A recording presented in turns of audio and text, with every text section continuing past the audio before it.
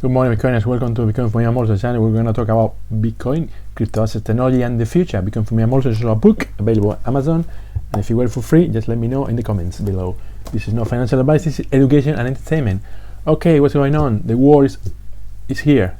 Ukraine, the invasion of Ukraine is happening as we speak, unfortunately. And this is really bad. I feel very sorry about the people living in Ukraine, and I wish I know I was wrong. I was wrong about my prediction. I thought this wasn't going to happen, but unfortunately Putin is too egocentric and too selfish, and he's going through with it, and now nobody knows what's going to happen, if it's going to be an open war and it's going to invade the whole country or just part of it, or it's going to retreat. Now it's anybody's guess, really.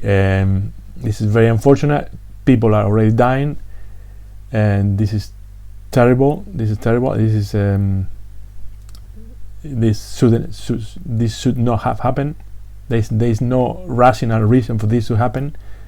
This is crazy and stupid, and I wish if it can be minimized and ends very soon.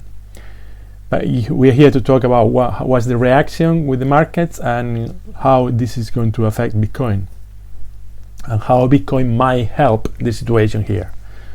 Okay, obviously the markets are in red. Bitcoin is down 7%, and the rest are even worse. Markets are very bloody now.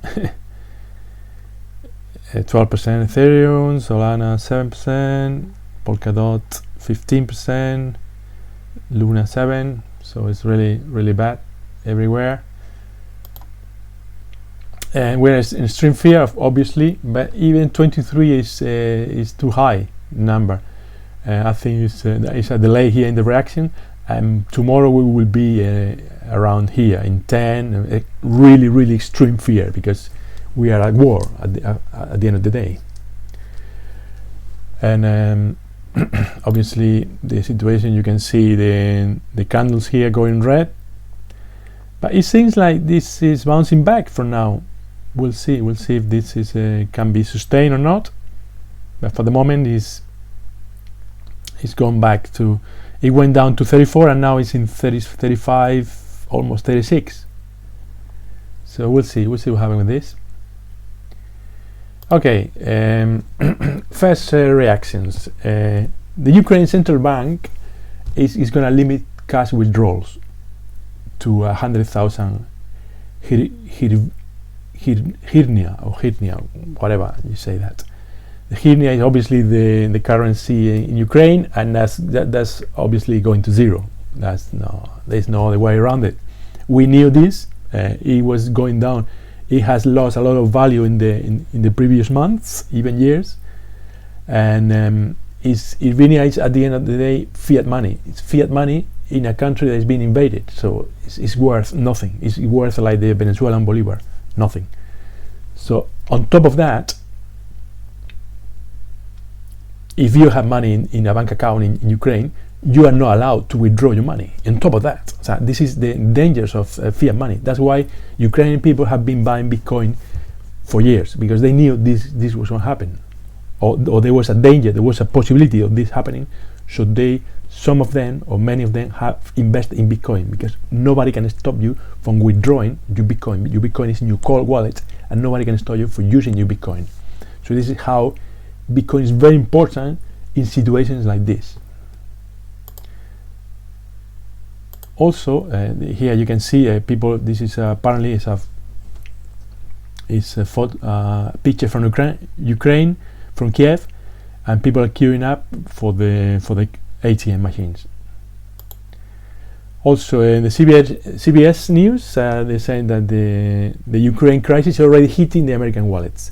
How? Well, inflation is going up now for sure. Gas prices are going up. Oil prices are going up. And in general, all currencies are going down. The hryvnia, the Russian Rubble, the dollar, everything is going down in value. All fiat money is going down in value. Bitcoin is going down 12%, but the Russian ruble is at an all-time low. It's never been cheaper to buy rubles. If you're going to buy rubles, you can buy now.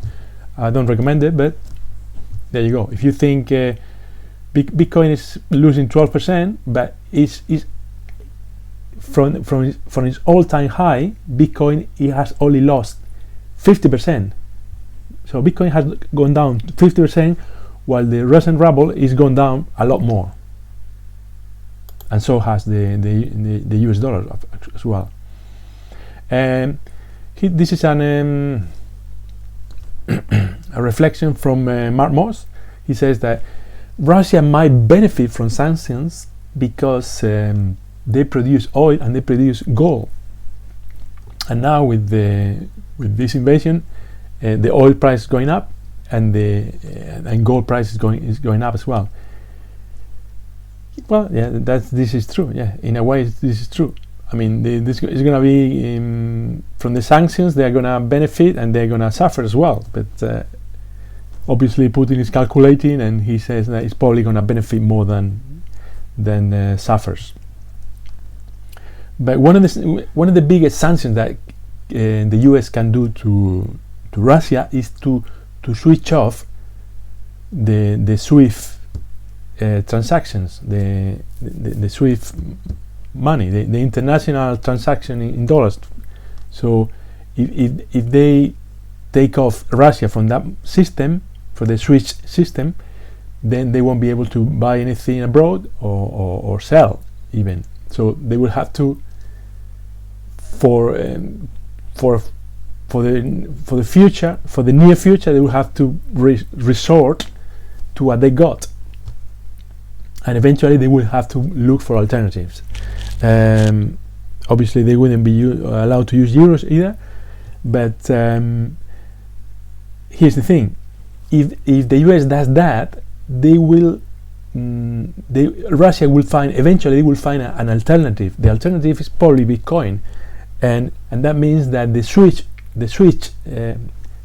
system will start crumbling down, because if Russia doesn't use the SWIFT system, and China will be next, and then everybody else will be next, and the dollar and the SWIFT system, interbanking system, will go down. So this is the reason probably why the US is not going to take as far as that, as far as switching off the SWIFT system for Russia. Despite the crisis, money is still flowing into Bitcoin funds, but it's flowing away from Ether funds.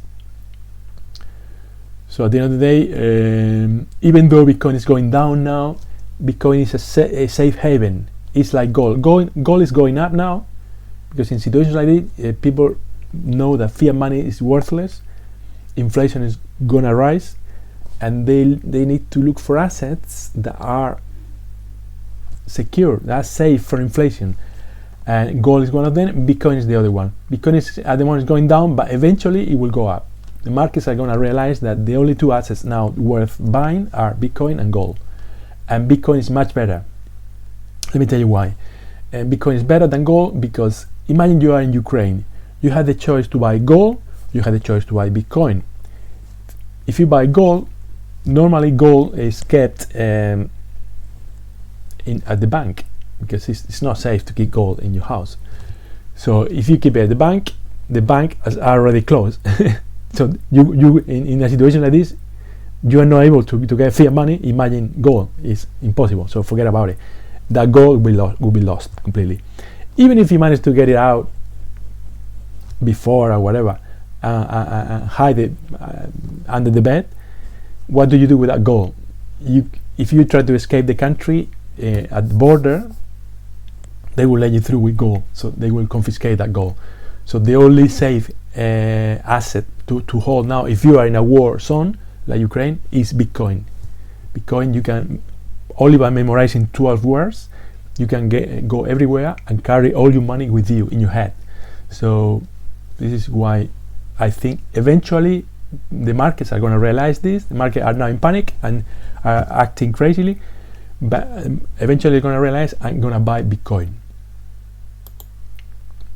This is an article about nuclear weapons and why Ukraine used to have nuclear weapons, and they gave it up and agreed with the US and with Russia that they wouldn't be attacked. That was a mistake.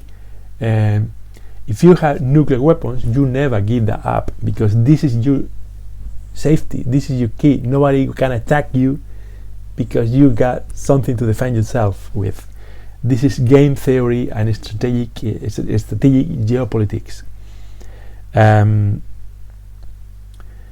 me tell you a few countries that will never be invaded, like Ukraine: Russia, the US, China, the UK, Pakistan, India. Nobody will ever invade any of these countries because they got nuclear weapons. So I'm not saying that every country should have nuclear weapons. All I'm saying is you need to think about the game theory, and you need to think about geopolitics. You need to make it difficult for other people to come to your house and attack you. And this is exactly what Bitcoin is doing. Bitcoin, with the proof of work algorithm, the Bitcoin network, the Bitcoin blockchain, needs such a huge amount of energy and such a huge amount of computing power that nobody can attack Bitcoin. Nobody can hack or do a double spending transaction in Bitcoin, because it's prohibitively expensive. It's not worth it. It's not worth it. You will spend more money trying to attack Bitcoin than the money that you will gain from that. So that's how you stop people from attacking you. Bitcoin is doing it properly. Nobody's attacking Bitcoin, and nobody's attacking Pakistan, because Pakistan has got nuclear weapons. So this is something important to keep in mind. It's all about game theory. And Jason Lowry, he's an expert in this kind of thing, and says that at the end of the day, armies, what they do is preventing they are preventing countries from being attacked with the 51% attack. 51% attack is what Satoshi Nakamoto made in the protocol to defend Bitcoin. To attack Bitcoin now, you will need 51% of all of the computing power in the world. 51%. That's a lot. Nobody has that, not even China. So that's why Bitcoin can never be attacked. So when you have enough defense, when you make it impossible for another country to have 51% of the military power, you are safe. Also, here's Brian Armstrong, from the CEO from Coinbase. He says that Ripple, Terra, and all the altcoins are a distraction. Bitcoin is way too far ahead. We should focus on Bitcoin and side chains like Lightning Network. There you go. I've been telling you this all along, and that's why I very rarely talk about any other currency that is not Bitcoin. In this situation, Bitcoin will go up. It doesn't matter if there's a war or there's no war. Fiat money is going down, and Bitcoin is the safe haven. The others are just too risky. They're just a distraction. So don't get distracted. Don't lose your money with the shit coins, because Bitcoin is the way to go. Also, people are understanding this, and the amount of addresses with more than 0.01 Bitcoin keeps growing, and this is really good. More and more people are joining in. And although I just said I don't talk about other currencies, I'm going to talk about other currencies, because there's one that I like, and that one is Terra Luna. Terra Luna, and I'm not going to talk about Terra Luna specifically, but I'm going to talk about the stable coin that they have released, that is called the UST, and they have raised $1 billion for an emergency Bitcoin reserve. they are not using we have other stable currencies like the USDT and the USDC, Tether, and the Coinbase US dollar. But this one is different. These other two are centralized, but the Terra Luna UST is decentralized, and it's got it's algorithmic. It's got an algorithm that keeps the price more or less pegged to the dollar, but it's not backed by the dollar itself. It's backed by Bitcoin. So this is very different from the other stable coins, and I think it's very important and quite useful because we still need some stable coins, and I think this is the one that's going to be the most popular in the future. Also, it's not based in the US, which is good. Just to remember that the 8 fundamentals of Bitcoin is that decentralized and neutral, is peer-to-peer. It's got the blockchain, it's got the halvings, it's got the wallets, it's scarce, and it's got publics and private keys.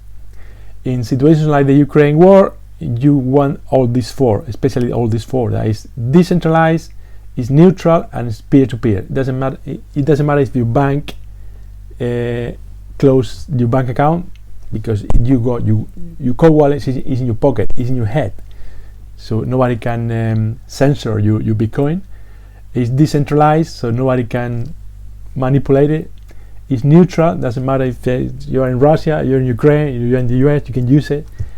And it's got the blockchain that is preventing 51% attacks, same as the big nations.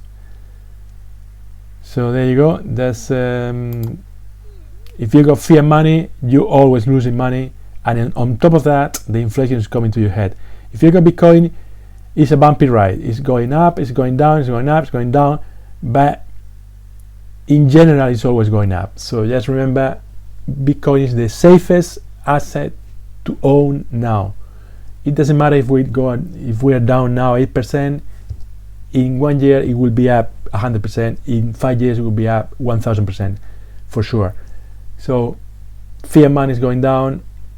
The world is becoming very unstable, and you need to look for a safe haven. The best safe haven is Bitcoin. Just remember that. Thank you, and remember to press all the buttons down there, and I will see you tomorrow. Bye bye.